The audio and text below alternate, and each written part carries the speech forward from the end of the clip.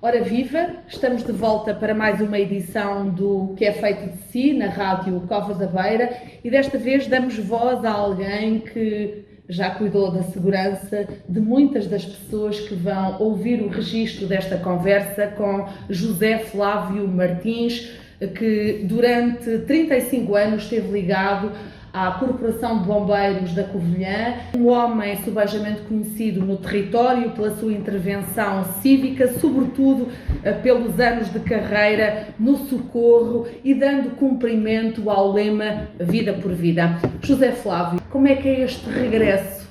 Já sente saudades dos bombeiros da Covilhã? Olha, eu vou passando por aqui sempre que posso, e rara é a semana em que não estou aqui falando com o pessoal, com o comando, falando com a direção. Eu tenho uma vida passada dentro dos bombeiros. Vivia muito próximo dos bombeiros e quando era necessário alguém que os bombeiros precisavam para fazer os salvados, fazer salvamentos, chamavam-me e eu que estava numa varanda descia rapidamente e ia para lá. Era eu que andava na manga de salvação, que andava às costas, salvado por isto, fazia todas estas tarefas. E outra coisa é que passava muitas vezes as minhas férias dentro dos bombeiros. Toda aquela gente me conhecia e eu ia conhecendo as histórias, todos aqueles homens. Muito bem. Que eu considerava heróis. Portanto, criança, deixou-se envolver... Apaixonar pelos bombeiros. Pronto, em 35 anos o José Flávio acompanhou diversas transformações nos bombeiros, desde logo a profissionalização, a melhoria de quartéis, a melhoria de novos equipamentos e frota automóvel. Qual é a imagem mais longínqua, mais distante que tem dos bombeiros, do salvar vidas com o pouco que tinham? Talvez a data não lhe posso dizer, mas um incêndio na zona das Portas do Sol. Portanto, na zona histórica da Covilhã. Na zona histórica da Covilhã. Eu vou na primeira viatura, quem chegava a essa viatura era Raul Duarte Cristiano. E quando chegámos, ninguém nos disse que havia crianças no seu interior. Que não havia crianças no seu interior. Aquilo foi-se trabalhar, partimos do princípio que não houvesse ninguém, fizemos o trabalho de ventilação, na altura nós não lhe chamávamos ventilação, dizíamos que era para respirarmos melhor. Hoje o termo certo é ventilar toda aquela zona do incêndio. Utilizou-se uma linha de água, fez-se o ataque ao fogo, terminou e nisto vem uma senhora a gritar: ai, os meus filhos! E de facto estavam lá duas crianças. Tem memória se as conseguiram salvar? Não foram salvas. Calculo que em tantos anos dedicados aos bombeiros, 17 como bombeiro, 18 como comandante, que tenha tido outros episódios traumáticos. Alguns, e um deles que me ficou na memória, eu já como comandante, estávamos aqui de facto nos bombeiros, era em pleno verão, e há um acidente lá embaixo na Avenida Europa, que era um acidente grave e tal. Nós saímos imediatamente daqui, duas ambulâncias, chegámos ao local, logo foram colocados e estabilizadas as vítimas, condução ao hospital. Eu estou na célula sanitária e nisto há a senhora, por uma força automática, que fez um levantamento de uma coisa, agarrou-se a mim e diz-me: salve-me, ó professor Flávio, salve-me, não me deixe perder a minha perna, que eu sou bailarina em França. Tinha uma perna quase desfeita. Foi um acidente de moto, um carro que bateu contra a moto e apanhou. O marido acabou por perder a perna e ela depois visitou-me mais tarde e tinha um encurtamento de alguns 5 centímetros na perna. Provavelmente não voltou a ser bailarino. Com certeza. Que cidadão é este que deixou o socorro há uma dúzia de anos? Sou um cidadão que anda por aí, que continua a gostar muito dos bombeiros. Após o sair, que sofreu bastante com a saída.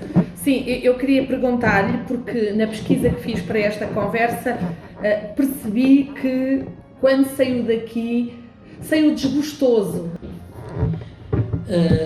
Aquilo que se passou é que eu, em vésperas de fazer os 65 anos, o Sr. Presidente da direção volta e diz assim: veja lá a situação que você, a partir da manhã ou depois da manhã, fica fora de validade.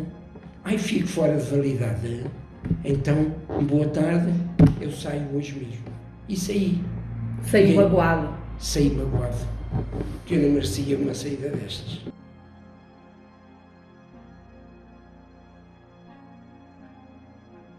Olha, que eu fui sempre aqui comandante voluntário e fui bombeiro voluntário.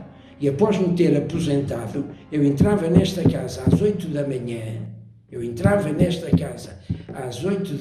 Após se ter aposentado de professor? Sim. Eu entrava nesta casa às 8 da manhã e hora de saída nunca a tinha. Ia almoçar para ir buscar a minha esposa à escola e a colocar em casa e depois voltava para aqui. Eu neste dia estava aqui. A formação nesta casa, e então quando era nos fogos florestais, não se sabia quando tínhamos formação.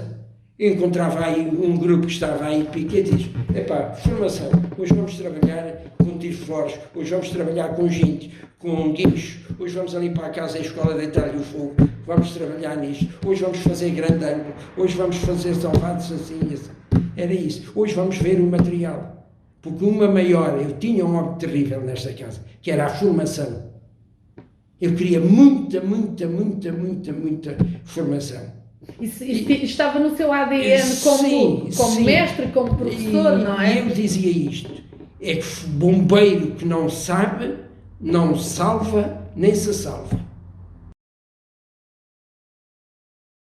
A serra é o seu escape. E o esqui? Ainda pratica esqui? Sim. É? Ainda continuo a praticar. Isto para introduzirmos outra das suas competências, que de resto já vai ficando patente na conversa, que se prende com o facto de ter sido o primeiro treinador de esqui alpino e de ser formador nessa área e disse-me à entrada para esta conversa, foi um dos fundadores da Federação de Desportos de Inverno de Portugal, com o seu companheiro de viagens e de andanças no esqui e também professor de Educação Física, José Rodrigues. José Manuel Rodrigues. Como é que despertou para esta modalidade desportiva? Olha, havia um bombeiro que entretanto já faleceu, que era o Jaime Machado. Esse homem sempre viveu ali pela zona a seguir ao sanatório, os pais estavam aí, acho que estavam ligados à Guarda Florestal. E ele sempre começou, sempre fez ski. E entretanto disse-me: um dia de te levar. E então fomos. E eu com os skis emprestados e com umas botas mais velhas. Lá comecei e achei piada àquilo e comecei a andar. E depois comprei os meus primeiros skis que me custaram 200 escudos.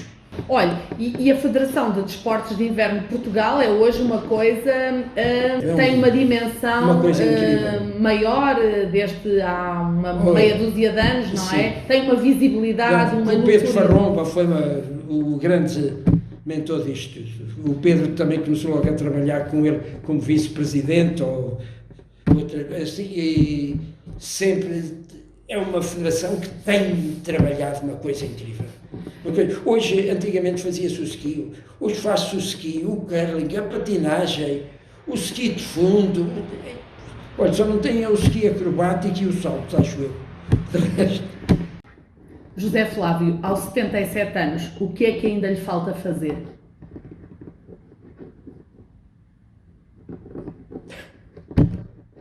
O que me falta fazer? Olha, nunca pensei ver uma telecadeira na zona da Torre, está lá uma telecadeira, nunca pensei.